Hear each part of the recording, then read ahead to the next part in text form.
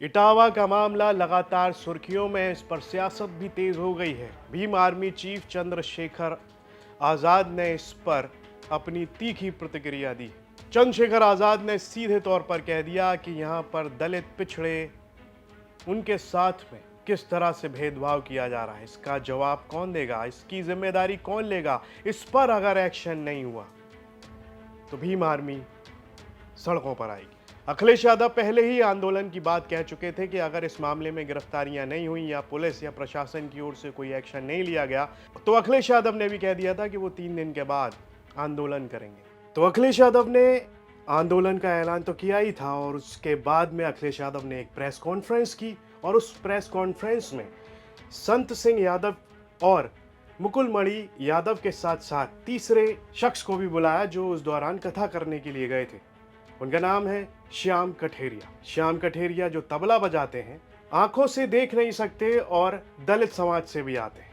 इनका नाम जुड़ जाने से अब ये मामला यादवों के साथ साथ दलित का भी हो गया। अखिलेश यादव के बाद अब भीम आर्मी चीफ नगीना से सांसद चंद्रशेखर आजाद ने भी कह दिया कि अगर इसमें कार्रवाई नहीं होती है, ठोस कार्रवाई नहीं होती है, तो वो भी आंदोलन करेंगे। उन्होंने एक्स पर पोस्ट किया है, सरकार से सवाल दागे हैं।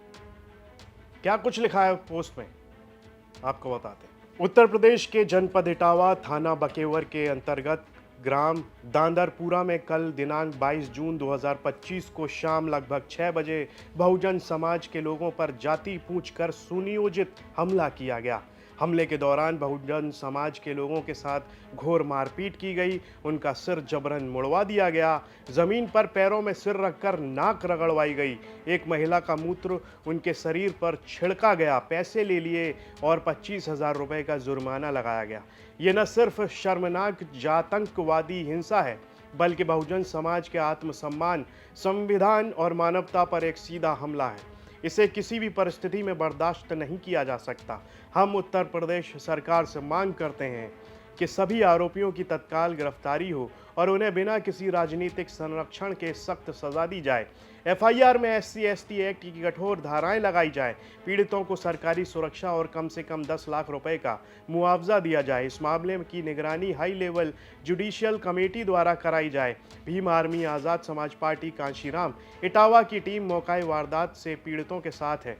भीम आर्मी आज़ाद समाज पार्टी कांशीराम इटावा की टीम घटना की सूचना मिलते ही मौके पर पहुंची और पीड़ितों के साथ खड़ी रही। यदि 2 दिन के भीतर इस अमानवीय जातिवादी हमले पर ठोस कार्यवाही नहीं हुई तो बहुजन समाज संवैधानिक ढंग से बड़ा जन आंदोलन करने के लिए बाध्य होगा। शासन प्रशासन को इसका संपूर्ण उत्तरदायित्व लेना होगा।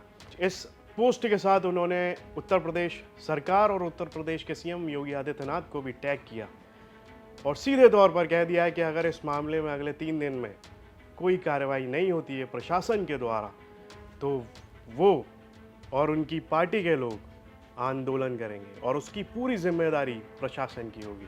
इस सब पर आपकी क्या राय है, कमेंट बॉक्स में लिखकर हमें ज़रूर बताएं और यूपी से जुड़ी तमाम खबरें देखने के लिए आप देखते रहिए यूपी तक।